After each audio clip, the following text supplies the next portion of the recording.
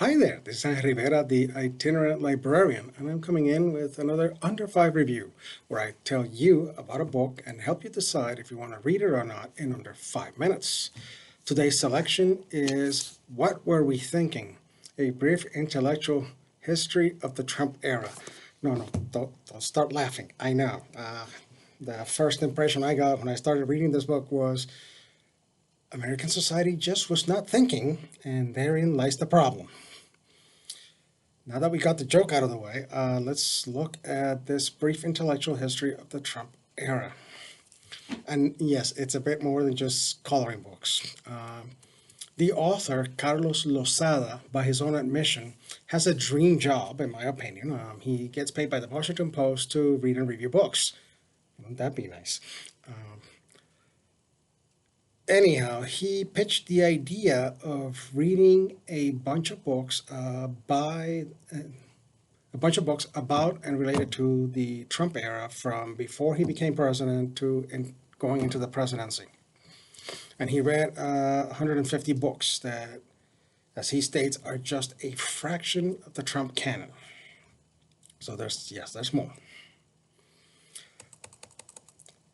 He does take a pretty broad look at the books written in and about the Trump era. They're not just books about him.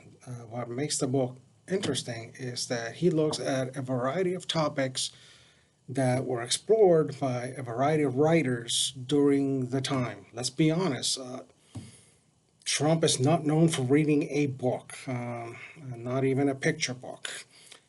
Yet, ironically, as the author also mentions, Trump basically launched a book industry. So a lot of writers, editors, publishers managed to stay employed writing books in the Trump era. Some of the topics the book covers, for example, there's Heartlandia, which is what I often call journalists doing the white safari thing to see what the wholesome folks in the local diner think. Yeah, there's a whole bunch of books on that. There's the conservative pivot, for example. This is trying to explain conservatives and why they stuck with the man or they opposed him. And the author even looks at topics like the wall and Russian influence. Excuse me. For each chapter, the author provides a narrative. He goes over the books, so you basically know what they're about. And one thing that I found good about the book is that he often compares and contrasts the books, putting them in a bit of a conversation. So you get to see which books are worth reading and which are not. And yes, I admit, I broke my self-imposed moratorium on politics, social issues, activist material, but this, for me, was worth it.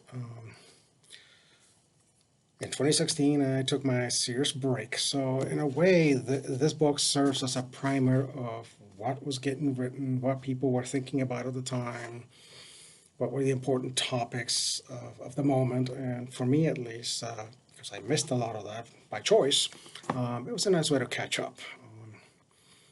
Also, the book may feel a bit like a time capsule. It's looking at books ideas that were presented at the time. Each chapter will end with a bibliography with the list of the books that are discussed. So as I said, if you want to go find some of them, you can still do that. This book can be of interest to readers in history and political science, for librarians wanting an overview of books of the time, whether for learning or collection development. The book may be also for interest. Academic libraries that have strong political science programs may want to acquire this. Larger public libraries, maybe. For small libraries, this may be optional because that is a fairly specific kind of topic. In the end, I liked it, but I didn't really like it. Most of it is interesting, but there are some parts that are better than others. The book, as a reading experience, is not always consistent, but I'm still glad to read it, and I will recommend it to people. Again, the book is What Were We Thinking? A Brief Intellectual History of the Trump Era by Carlos Lozada. This is the cover page. So there we go. Thank you for watching, and in the words of Walter Mercado, mucha paz y mucho amor. Thank you. Bye-bye.